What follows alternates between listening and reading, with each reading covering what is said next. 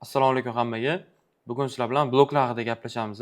Sizlarga men asosan 3 ta основной blok turini o'rgataman. Birinchisi order blok, ikkinchisi breaker blok, uchinchisi mitigation blok bo'ladi.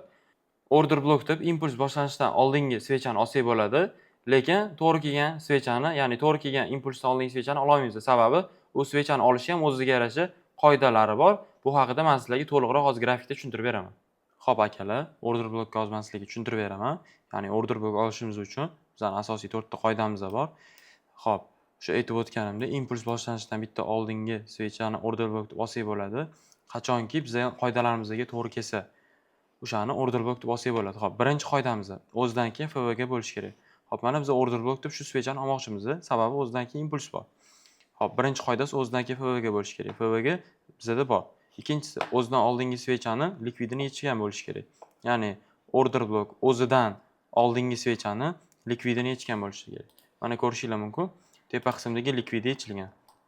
Keyingisi, uchinchisi, o'zidan keyingi svecha order blokni yechib qo'ymagan bo'lishi kerak. Ya'ni order blokdan keyingi svecha, bu impulsning svecha order blokka soyasi bilan ham, tanasi bilan ham urib qo'ymagan yoki yechib qo'ymagan bo'lishi kerak. Bu shart. To'rtinchisi, o'zidan keyin shu aytib o'tganimdek impuls bo'lishi kerak.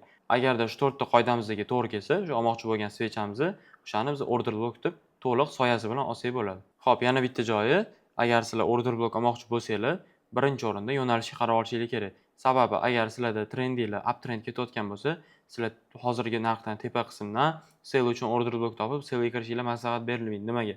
Sababi sizlar trendinglarga qarshi ishlayapsizlar. Trendinglarga qarshi ishlagan narsa hech qachon ishlab bermaydi.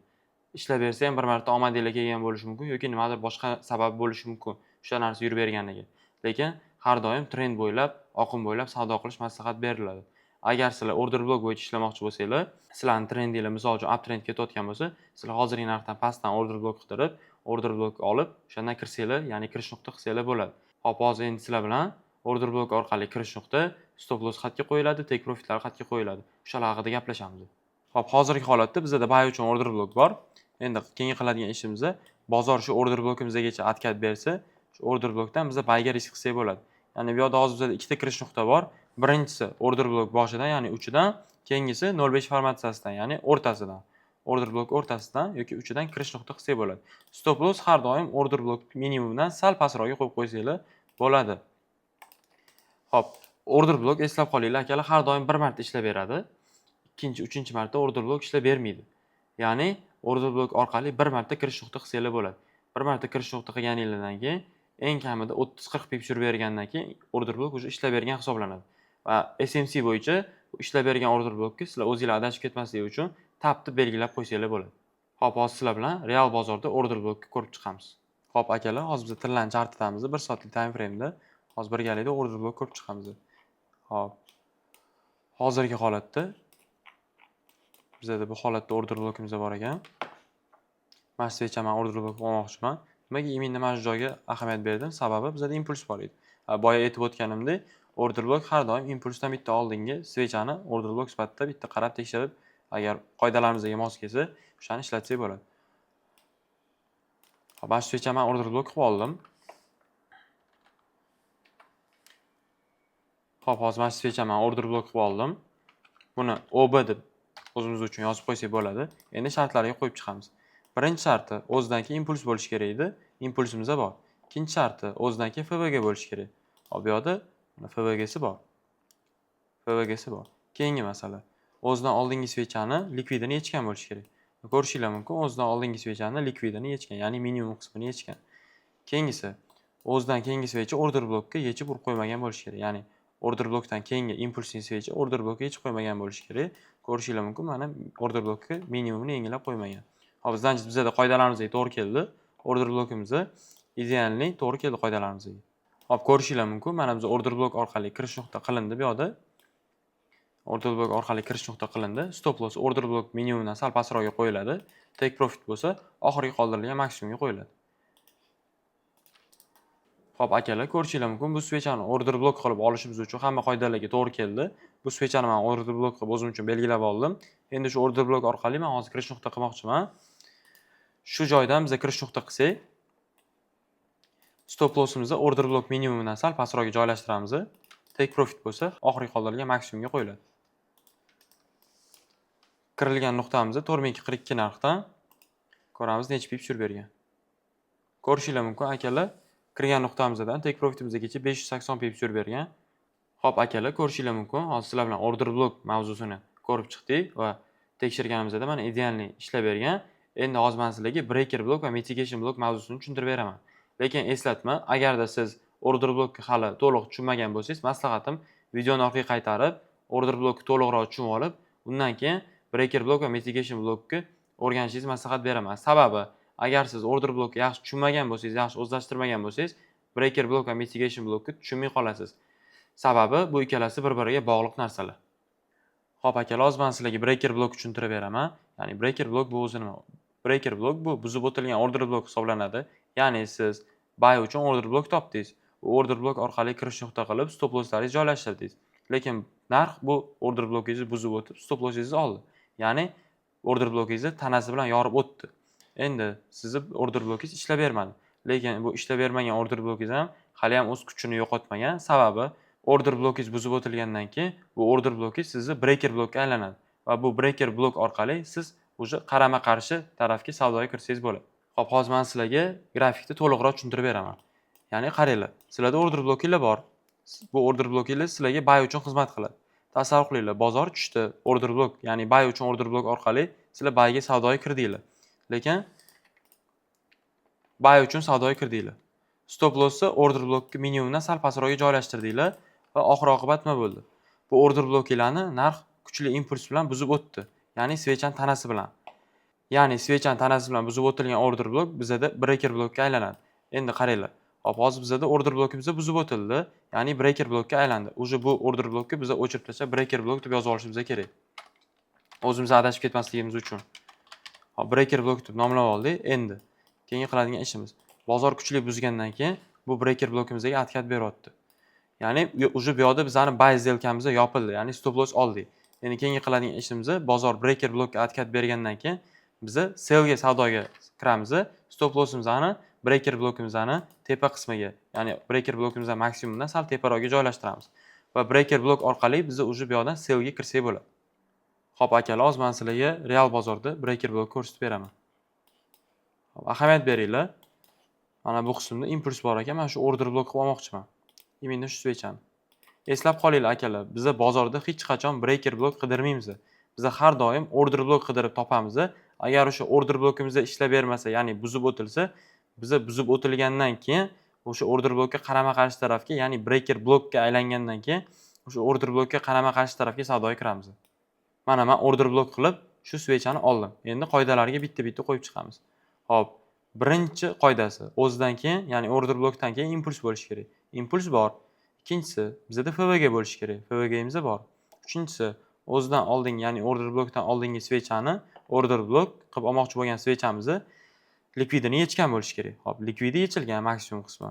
Endi keyingi qoidasi, mana oxirgi qoidasi, order blockdan keyingi svecha, ya'ni impulsning svechamizni order blockka urib qo'ymagan bo'lishi kerak. Ya'ni likvidini yechib qo'ymagan bo'lishi kerak. Hop, order block qilib oldim. Ahamiyat beringlar, bu qismda order blockka yetib kelmagan bizda. Yetib kelmagan. Undan keyingi holatimiz, bozor kelyapti, order blockdan reaksiya bermasdan order blockka buzib o'tib ketyapti. Ya'ni nima bo'ldi? Order block tanasi bilan yorib o'tildi. Hop, o'sha bu yoqda qaranglar. Bozor bu qismga tushgandan keyin biz bu yoqdan kirish qilganmiz, ya'ni buyga. Buyga kirish nuqta qilganimizdan keyin stop lossimiz order block minimumdan sal pastroqga qo'yilgan. Ko'rishinglar mumkin, bu yoqda bizda stop loss kuzatildi, ya'ni buy uchun qilingan setup ishlab bermadi. Biz bo'ldi, bu yoqda buy uchun chiqib ketdik. Endi kuzatamiz. Buni biz o'zimiz uchun breaker block deb belgilab qo'yamiz. Kelajak uchun adashib ketmaslik uchun breaker block deb belgilab qo'ydim. Va kuzatishingiz mumkin, ya'ni qanchadir muddat vaqt o'tgandan keyin bozor qaytib kelib o'sha breaker blockka atkat berdi. Atkat bergandan keyin akalar, o'sha aytib o'tganimdek, biz yoki boshidan yoki 0.5 formatsiyasidan kirish nuqta qilamiz. Stop lossimizni breaker block maksimumda bo'ladi. Agarda biz sellga ishlayotgan bo'lsak. Mana breaker block maksimumdan sal teparoqga stop lossimni qo'ydim. Hop. O'rta nuqtasidan men kirish nuqta qildim. Ko'rishinglar mumkin akalar, breaker block bizda idealni ishlab bergan. Take profitimiz oxirgi qoldirilgan minimumga qo'yiladi. Ko'rishinglar mumkin, kirish nuqta o'rtadan qilindi. Stop loss breaker block maksimumdan sal yuqoriga qo'yildi. Kirilgan nuqtadan bozor yurib bergan, take profit oxirgi qoldirilgan minimumga qo'yilgan. Ko'rishingiz mumkin, bozor kirilgan nuqtadan 547 pips yurib bergan. O'ylashim bo'yicha yomon rezultat emas. Xo'p akalar, hozir biz sizlar bilan mitigation blok haqida gaplashamiz.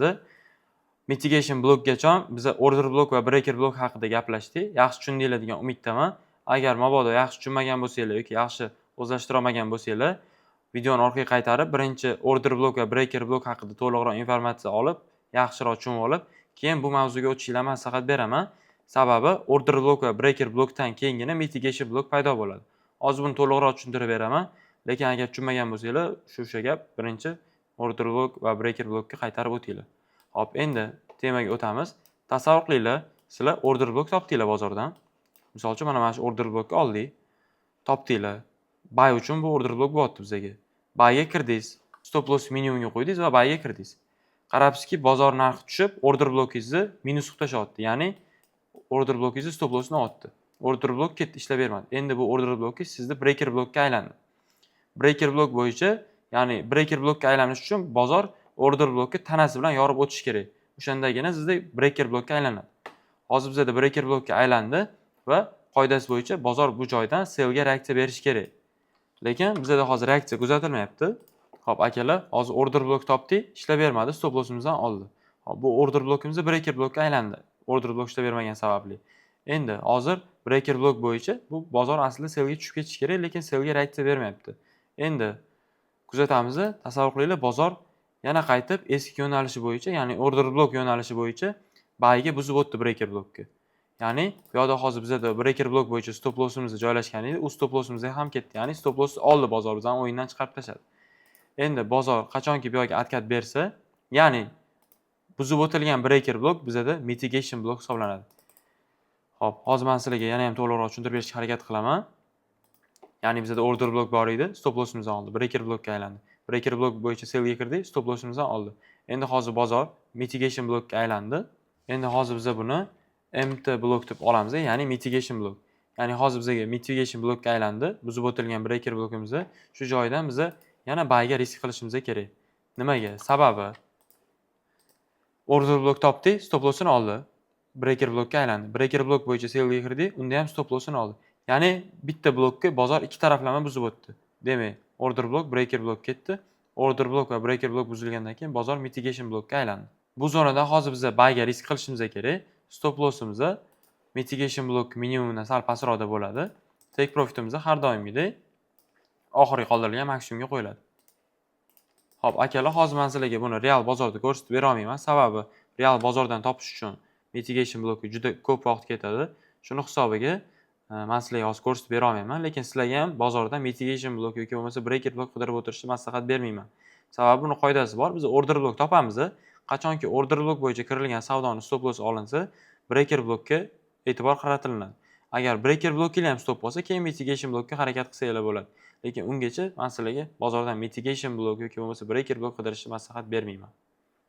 Xo'p akalar, hozir sizlar bilan biz order blok, breaker blok, mitigation blok turlarini ko'rib chiqdik. Bu blok turlarini 5 minutlik time framedan boshlab любой tovarda ishlatursanglar bo'ladi. Xudo xolasa hammaga manfaatli bo'ldi degan umiddaman.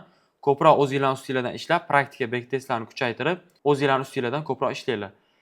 Hammaga rahmat e'tiboringiz uchun. Salomat bo'linglar. Xudo xolasa keyingi darslarda ko'rishguncha.